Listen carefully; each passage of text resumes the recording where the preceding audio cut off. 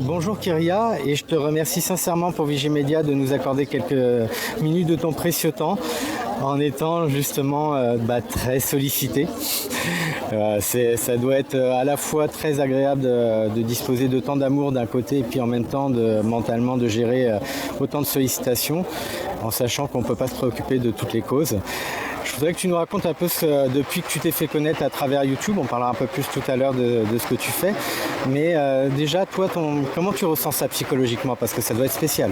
C'est intéressant que tu me poses cette question-là parce qu'on ne me la pose pas souvent et effectivement c'est quand même c'est ambigu parce que d'un côté moi à la base je suis juste dans ma ferme, j'ai rien d'une star et puis même quand on me rencontre j'ai vraiment rien d'une personne célèbre, ça nourrit absolument pas mon ego parce que comme je dis j'ai pas d'ego, je m'en fous, on peut me dire qu'on m'adore et qu'on peut me dire qu'on me déteste, ça va pas me faire ni chaud ni froid tant que ma cause est entendue et finalement effectivement en fait ça me donne de l'espoir de voir qu'il y a autant de gens qui sont derrière moi et ça me permet de voir qu'en fait le monde n'est pas perdu et ça me donne quand même la force de continuer.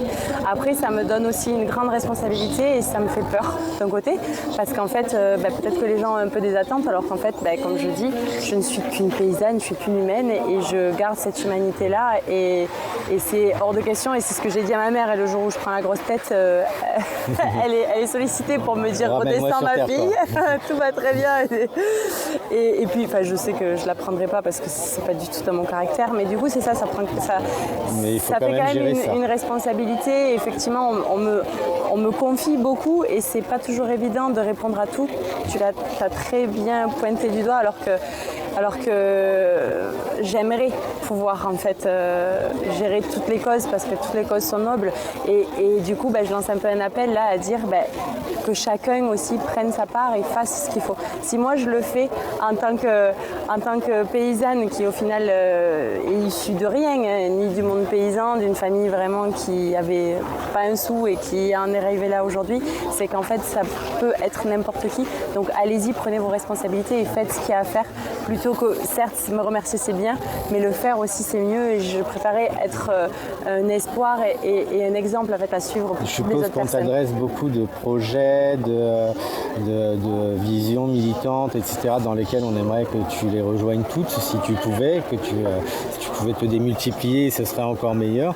Mais tu peux pas tout prendre et tu arrives à comment dire, sans trop créer d'inimitié, d'esclandre ou même oublier de dire pardon mais non en fait. Ouais, mais même pas que ça, il y a même aussi dans les messages et là peut-être c'est l'occasion aussi de m'excuser auprès de tous qui m'envoient des messages et auxquels je ne peux pas tous répondre et effectivement aussi sur toutes les causes aussi nobles qu'elles soient, je ne peux pas être sur toutes et moi vraiment celle qui est mon axe c'est gardienne du vivant, c'est la paysannerie, c'est tout ce qui est du domaine de l'écologie finalement, sans parler de l'écologie qu'on nous apprend dans les médias qui n'est pas la vraie écologie, mais dans toutes ses formes et j'essaye au mieux possible avec mes petites épaules de gérer ma ferme, mon restaurant, ma famille, un petit peu mon mari aussi. Donc oui, pour préciser justement pour ceux qui ne te connaissent pas encore, toi tu es à la fois maraîchère et restauratrice. Pas que maraîchère, on produit fruits, légumes, viande, œufs, miel. Donc on fait vraiment tout un panel et en viande on a du bœuf, on a du porc, on a des oies, on a des poules, on a des lapins, enfin voilà, on est vraiment vous avez au-delà de votre propre restaurant des marchés sur lesquels vous pouvez revendre votre production? On produit tout pour le restaurant, on n'a pas assez pour vendre en plus sur les marchés. Et du coup, on a vraiment voulu refaire la ferme de nos anciens qui était pleine de petites productions diversifiées. La seule difficulté aujourd'hui, c'est que financièrement, on ne peut pas en vivre. Donc c'est pour ça qu'on a créé le restaurant fermier pour pouvoir valoriser chacune de nos productions. Et il vous faut combien d'hectares de terre? Enfin, peut-être pas d'hectares, mais en tout cas de 1000 mètres carrés. Actuellement, on a 12 hectares en SAU, ça s'appelle Surface Agricole Utile. Donc c'est très peu en fait par rapport à une ferme classique, parce que la moyenne des fermes en France, elle est de 70 hectares. Donc, pour nous nourrir, par exemple, c'est 30 couverts par jour à peu près, espérés au minimum pour être bien, on va dire, économiquement. Il faut que votre production s'aligne déjà sur les 30 couverts à préparer quotidiennement et réussir aussi à avoir c'est la communication et le savoir-faire, je pense, du restaurateur, mais d'attirer tout ça. Donc ça ne doit pas être facile. Ouais. Depuis le début, je ne prends pas la facilité. Et vous n'avez pas une production en plus sur les 12 hectares pour dire bon ça nous nourrit parce qu'un grossiste le reprend ou un restaurateur local Non, tous les produits partent pour notre restaurant. Et après, on fait aussi des conserves, donc pour l'hiver au restaurant. Et on a fait ce choix-là parce que justement, les grossistes ne payent pas, les autres restaurateurs non plus. Et du coup, on a préféré faire le choix de la valorisation de nos productions pour en fait juste pouvoir survivre. Donc, mais cette diversité-là, elle nous permet aussi de voir la problématique de toutes les productions parce qu'en fait, on le voit que nous, en fait, on est embêtés et on a des difficultés sur absolument toutes les productions. Et encore, on ne fait pas nos céréales, on ne fait pas encore de lait. On y réfléchit là à faire un peu de lait. Mais tu vois, on est dans ce global en fait où actuellement on pousse le producteur à faire qu'une seule chose parce que sinon c'est une prise de tête complètement énorme. Et pas pour le travail qu'il y a à fournir parce que ça on sait qu'on peut l'envoyer, mais pour tous les à côté qui demandent une charge mentale qui est incommensurable, quoi. Mais du coup, vous avez chiffré un petit peu ces rapports de production journalière avec quantité de couverts, etc. pour que les gens se représentent. En fait, c'est quoi, ne serait-ce que du maraîchage à l'échelle d'un village de 30 personnes, 30 familles à nourrir. Et qu'est-ce que c'est que le maraîchage à une échelle un peu plus haute pour nourrir plus de monde? Ça serait un peu délicat à te dire parce que bon, c'est quand même assez énorme comme ce que tu me demandes, c'est pas juste... Non, je sais pas si vous l'aviez fait par curiosité. Ce qu'on sait en tout cas, c'est que nous aujourd'hui, au niveau du restaurant, on se touche à peine un SMIC. Ouais. Tout le travail qu'on fait et pour les 80 heures par semaine qu'on c'est honorable à vous. Et en même temps, on est tous dans ce cas-là. Enfin, je veux dire, je dis pas ça pour me plaindre moi, je m'en fiche. Je le dis pour que les gens se rendent compte de la paysannerie, de ce qu'on vit, de ce qu'on souffre aussi. Et comme je dis, pas forcément pour le travail qui est éreintant, mais surtout pour toute la charge mentale, tout administratif, toutes les normes, tous les trucs où... Là, j'ai encore eu une agricultrice qui fait du fromage en bio dans le Finistère et qui me disait qu'en fait, les services sanitaires sont arrivés et ont fermé... ses vaches avec le... Et on ferme... Non, c'est parce que c'était des brebis, c'était des chèvres, mais du coup, ils ont fermé son activité du jour au lendemain parce qu'ils cherchaient tout et n'importe quoi pour la faire fermer. Donc là, ils la font fermer comme ça. Enfin, en fait, tu sais pas si tu peux te faire fermer à n'importe quel moment. Enfin, il y a une épée Damoclès au-dessus de notre tête continuellement, alors qu'on fait du bien, on fait du beau, on fait du chouette. Et finalement, ça commence à devenir quand même vraiment compliqué, quoi. Et justement, tu me disais que, hors caméra tout à l'heure, qu'avec les gens qui font des agricultures un petit peu plus, on va dire un peu plus industrielles autour de vous, ça s'est pas mal passé. Il n'y a pas eu un rejet de votre façon de voir la ruralité. Alors, et la paysannerie. Ils le disent pas, mais c'est juste qu'en fait, ils n'ont pas les couilles de venir nous voir. Mais sinon, bien sûr que si. Il y a un rejet de ceux qui sont dans l'agro-industrie par rapport à notre modèle. C'est d'ailleurs pour ça que beaucoup me disent oui, mais vous devriez tous vous réunir, les paysans, les agriculteurs. Mais en fait, il y a plein d'agriculteurs qui sont très contents d'avoir ce système.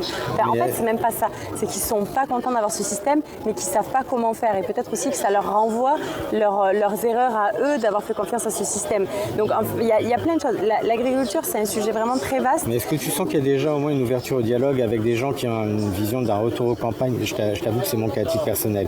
Mais avoir ce retour aux campagnes de population jeune qui a une autre vision agronomique, bien sûr. Est-ce qu'ils se disent, ok, il y aura quelques hectares qui vont être pris sur les terres que j'ai l'habitude de travailler, parce que dès qu'on reprend une parcelle, si c'est pas qu'ils la reprennent, c'est compliqué. Mais dire oui, ça nous intéresse en fait de parler avec vous et pas d'être en opposition, vous empêcher de jouir de ces terres, etc. Je peux pas parler au nom de tout le monde, on est d'accord. Mais toi, souvent, t'as pas senti ça? Non, pas du tout. Nous, on a eu un gros rejet de la population locale, mais en même temps, c'est pas grave parce qu'on n'est pas du tout dans les mêmes règles, on joue pas dans la même cour et en fait, on rentre dans aucune case. Donc du coup, ça leur fait peur et ça leur montre qu'il y a une autre façon de faire et que eux, du coup, ça leur renvoie aussi à leurs propres fautes, à leurs propres erreurs. Donc c'est ok et c'est pas grave. Moi, en tout cas, j'ai toujours dit que la meilleure éducation, c'est l'exemple, je montre l'exemple. Ils veulent essayer de réfléchir, tant mieux. Et il y en a aussi qui se réveillent et qui se disent finalement, c'est vrai que ce serait peut-être mieux de faire moins mais mieux, etc. Et ceux-là ont tout mon mérite et mon amour. Et puis il y en a d'autres qui restent enfermés dans leur truc en voulant toujours plus, qui sont très contents que le Mercosur arrive, que les NGT ils les demandent. Et enfin voilà, ils sont quand même complètement. Est-ce qu'ils ne voient pas au moins l'avantage de dire ok, là, il y a une mini concurrence qui n'en est pas une, qui revient dans les campagnes, qui prend certes quelques terres que vous allez non, parce qu'on est des neuneux.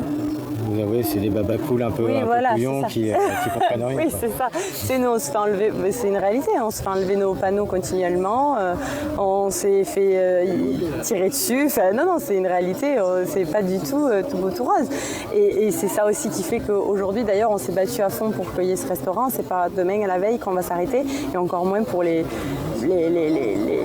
décisions absurdes d'un préfet qui en fait est là pour une agriculture destructrice du vivant et qui en fait est contre une agriculture qui est pour le vivant.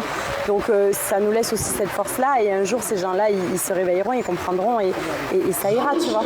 Et ce jour-là je leur tendrai la main parce que je jouerai jamais dans leur jeu.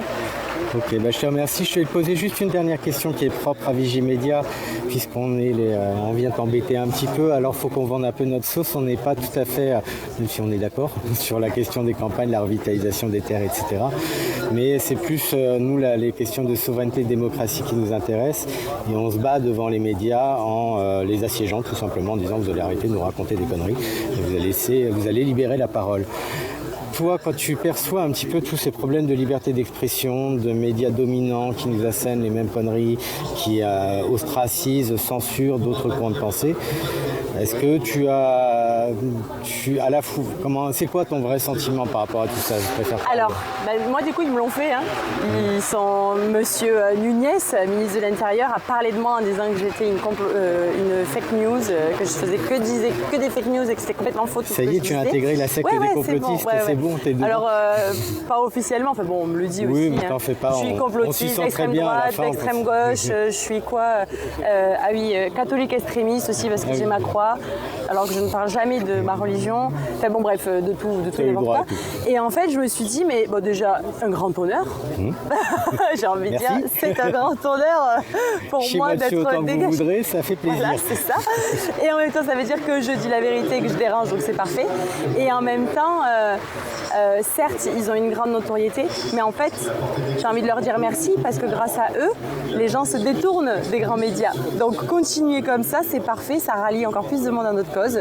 Nickel. De toute façon, pour savoir qui il faut suivre, il faut dire qui sont les gens qu'ils n'aiment pas. C'est ça, c'est ça. Donc, écoute, je te remercie beaucoup. Merci à toi. J'espère qu'on te verra un jour avec quelques agriculteurs de ton coin dans une de nos manifs en septembre. En septembre, là, je ne pourrai pas, mais sur un autre mois, ce tous sera les avec 2 plaisir. mois. Donc, si c'est pas septembre, ce sera novembre.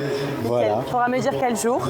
Promis, on t'informera. Je sais qu'on a déjà contact. Trop cool. Tu es trop sollicité, mais peut-être que tu diras oui, sur les milliers de mails, c'est vrai, il y a Vigimedia, elle m'avait dit il faut que tu viennes. Merci, à bientôt. Allez, bonne soirée à toi. Au revoir.